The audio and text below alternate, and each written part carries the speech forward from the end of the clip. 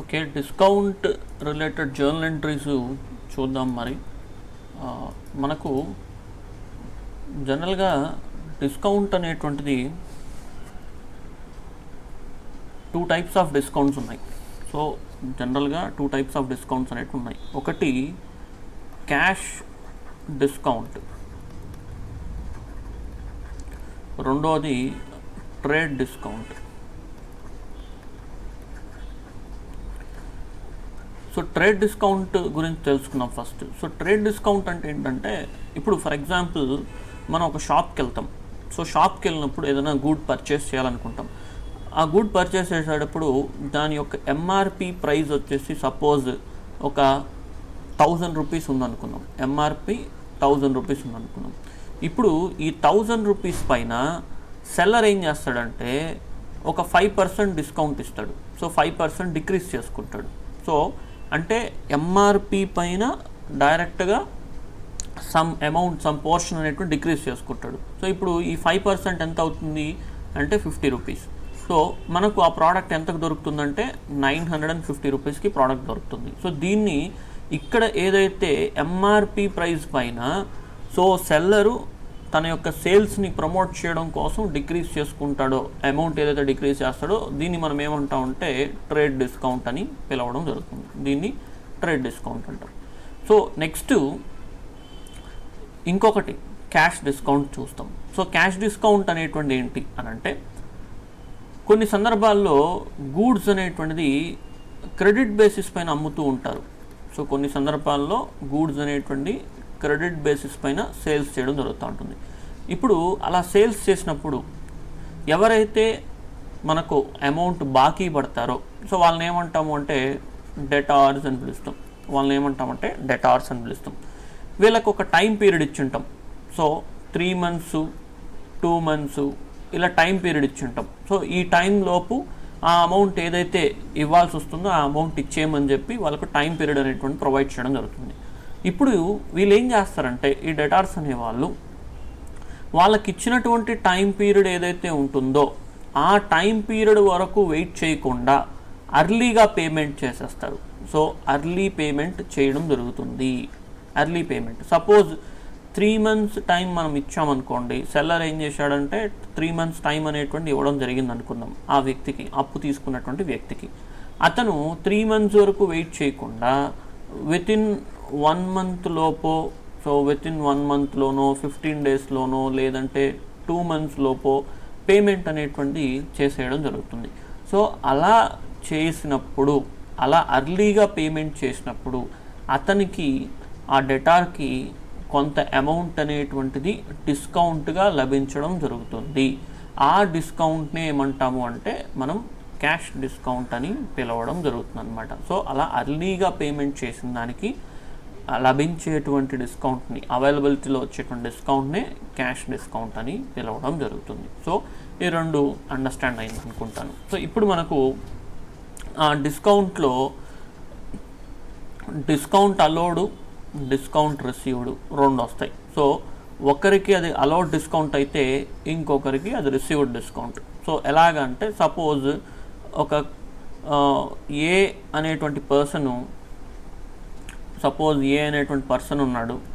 So ఏ అనేటువంటి person B అనేటువంటి వ్యక్తికి గూడ్స్ని క్రెడిట్ బేసిస్ పైన ఇవ్వడం జరిగింది. సపోజ్ ఆ 10,000 రూపీస్ అమౌంట్ ఇచ్చాడు అనుకుందాం. సో 10,000 వర్త్ ఆఫ్ గూడ్స్ ఇచ్చాడు అనుకుందాం. ఇప్పుడు ఏ వచ్చి బి వచ్చి సో డెటార్ అవుతాడు. బి వచ్చి డెటార్. ఎందుకు? B is the buyer, A is the seller.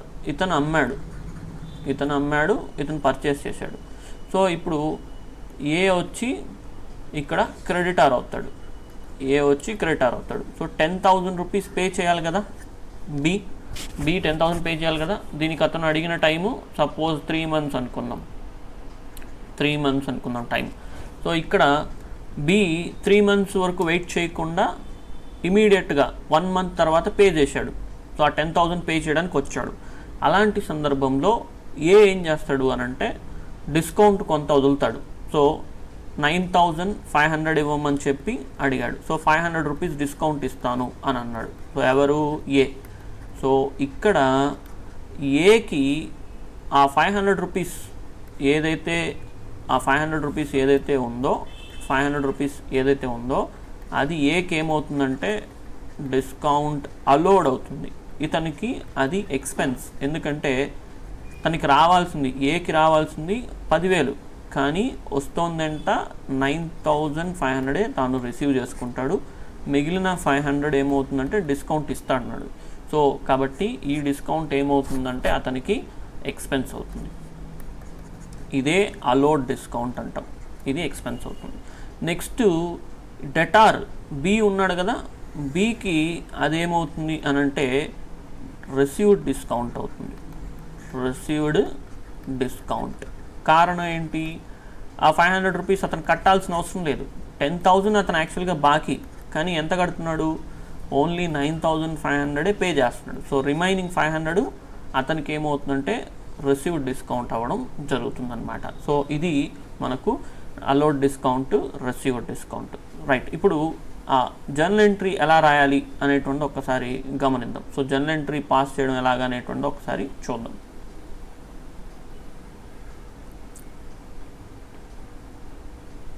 Okay.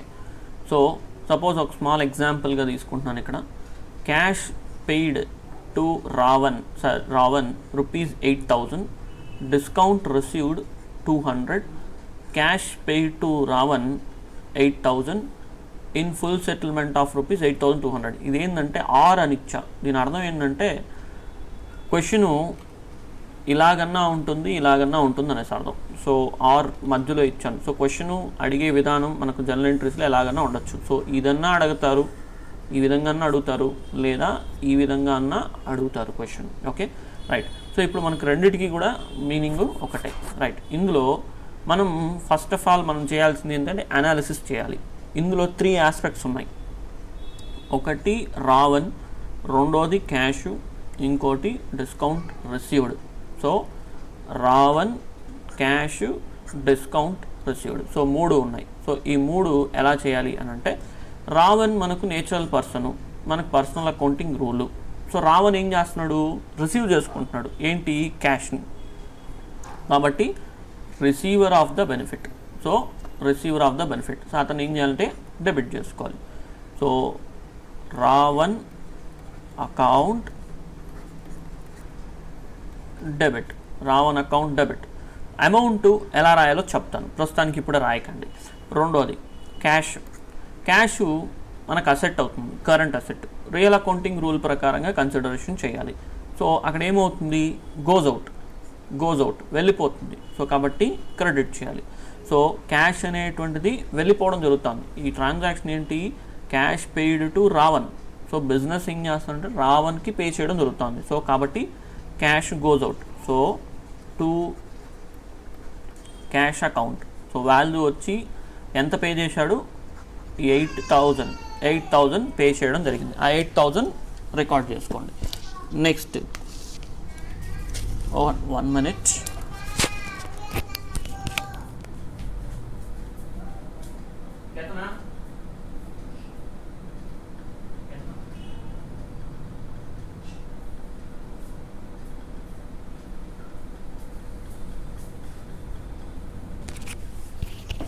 Okay, next one discount column.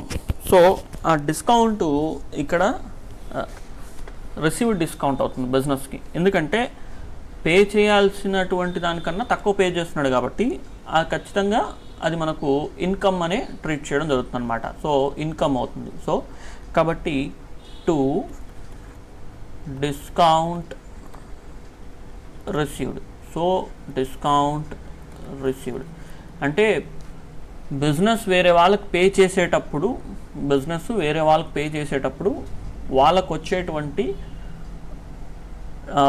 Decrease ఏదైతే అంటే బెనిఫిట్ ఏదైతే వస్తుందో అది రిసీవ్డ్ అవుతుంది. సో కాబట్టి అక్కడ డిస్కౌంట్ రిసీవ్డ్ అవుతుంది. ఓకే, సో కట్టాల్సిన దానికన్నా తక్కువ కడుతున్నారు కదా, అందువల్ల ఇక్కడ 200 అనేటువంటి డిస్కౌంట్ రిసీవ్డ్ ఇన్కమ్గా ట్రీట్ చేయడం.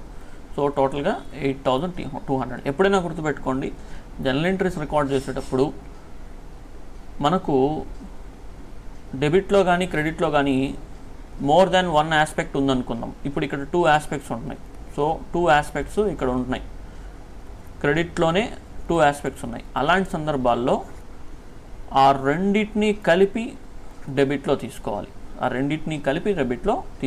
Okay right. సో ఇక్కడ రావన్ ఎవరు, అక్కడ క్రెడిటార్, రావన్ ఏమవుతున్నారు, క్రెడిటార్ అవుతున్నారు, ఓకే రైట్. అదేవిధంగా డిస్కౌంట్ అలోడ్కి సంబంధించి ఒక ఎగ్జాంపుల్ చూద్దాం. ఇక్కడ ప్రాక్టీస్ క్వశ్చన్స్ ఉన్నాయి, మీరు దానికి రిలేటెడ్ ప్రాక్టీస్ క్వశ్చన్స్ మీరు చేయండి, okay.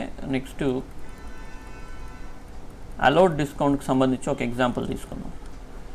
Cash received from Snapdeal నుంచి క్యాష్ అనేటువంటి రిసీవ్ చేసుకోవడం జరిగింది for ₹10,800 and discount allowed 200. Discount allowed ఎంత అంటే 200. సో ఇప్పుడు మనకి ఇక్కడ సేమ్ ఏ ఆస్పెక్ట్స్ వస్తాయి, క్యాష్, డిస్కౌంట్, స్నాప్డీల్. సో ఇప్పుడు 3 ఆస్పెక్ట్స్ ఉన్నాయి. ఇందులో క్యాష్ మనకు బిజినెస్లోకి కమ్స్ ఇన్ ద బిజినెస్, ఎందుకంటే స్నాప్డీల్ నుంచి క్యాష్ రిసీవ్ చేసుకుంటున్నాం. సో స్నాప్డీల్ నుంచి క్యాష్ రిసీవ్ చేసుకుంటున్నాం కాబట్టి క్యాష్ ఏమవుతుంది, comes in to the business, comes in కాబట్టి డెబిట్ చేయాలి. అదేవిధంగా ఇక్కడ డిస్కౌంట్ ఎక్స్పెన్స్ అవుతుంది, అంటే స్నాప్డీల్ నుంచి రావాల్సింది ఎంత, 11,000 రావాలి, కానీ ఎంత వచ్చింది, 10,800 వచ్చింది, అంటే 200 రూపీస్ వదులుకుంటున్నాం. సో వదులుకుంటున్నాం కాబట్టి అది ఖచ్చితంగా మనకి ఏమవుతుందంటే ఎక్స్పెన్స్ అవుతుంది. సో డిస్కౌంట్ ఎక్స్పెన్సు మనకు నామినల్ అకౌంటింగ్ రూల్ అప్లై అవుతుంది. ఎక్స్పెన్సెస్ లాసెస్ మనం నామినల్ అకౌంటింగ్ రూల్ ప్రకారంగా డెబిట్ చేసుకుంటాం. Next Snapdeal artificial personal account, giver of the benefit. మనకు స్నాప్డీల్ ఏం చేస్తుంది, ఇస్తుంది, ఏమి ఇస్తుంది, క్యాష్ ఇస్తుంది. సో గివర్ కాబట్టి అకౌంట్ని క్రెడిట్ చేయాలి. సో ఎంట్రీ చూడండి, cash account debit 10,800, discount account debit 200. So ఇక్కడ డిస్కౌంట్ అలోడ్ అన్న రాయొచ్చు, లేదా జస్ట్ డిస్కౌంట్ అకౌంట్ అన్న రాయొచ్చు. సో బెటర్ ఏంటి సార్ అంటే డిస్కౌంట్ అలోడ్ రాయండి, డిస్కౌంట్ అలోడ్ అకౌంట్ రాస్తే బెటర్గా ఉంటుంది, okay. Discount allowed account debit 200 to Snapdeal account 11,000, okay. ఇప్పుడు ఇక్కడ ఎగ్జాంపుల్స్గా ఇక్కడ కొన్ని 3 కేటగిరీస్ ఇచ్చాను, 3 ఎగ్జాంపుల్స్ ఇచ్చాను, దీన్ని ప్రాక్టీస్ చేయండి. Cash received from Amazon 8,000, discount allowed 200. So 8,000 rupees cash receive చేసుకున్నారు, 200 డిస్కౌంట్ అలోడ్ ఇచ్చాడు. సో మొత్తం 8,200. అది అందులో 8,000లో నుంచి మళ్ళీ 200 మైనస్ చేయకూడదు, రైట్. ఇక్కడ cash received from Flipkart 770, full settlement 800 ఇచ్చాడు. అంటే చూడండి, ఎప్పుడైనా గుర్తుపెట్టుకోండి, సో 800 ఇక్కడ ఉంది, ఫుల్ సెటిల్మెంట్ అనేటువంటి వర్డ్ ఉందనుకోండి, దాని అర్థం ఏంటంటే ఒక పర్సన్ నుంచి రావాల్సిన మొత్తం 800, కానీ 770 రూపీస్ తీసుకుంటూ సెటిల్ చేసుకుంటున్నాం, 770 తీసుకొని సెటిల్ చేసుకుంటున్నాం. కాబట్టి 30 రూపీస్ ఏంటంటే డిస్కౌంట్ అవుతుంది, 30 రూపీస్ డిస్కౌంట్ అవుతుంది, okay. So 770 received value, 30 rupees discount value. Next అదేవిధంగా cash received from eBay 750, in full settlement 1,000 rupees రావాలి, 750 రిసీవ్ చేసుకుందాం, మిగిలిన 250 settlement, 250 discount value, okay. So ఇవి ప్రాక్టీస్ చేయండి డిస్కౌంట్కి సంబంధించిన వీడియో. Thank you.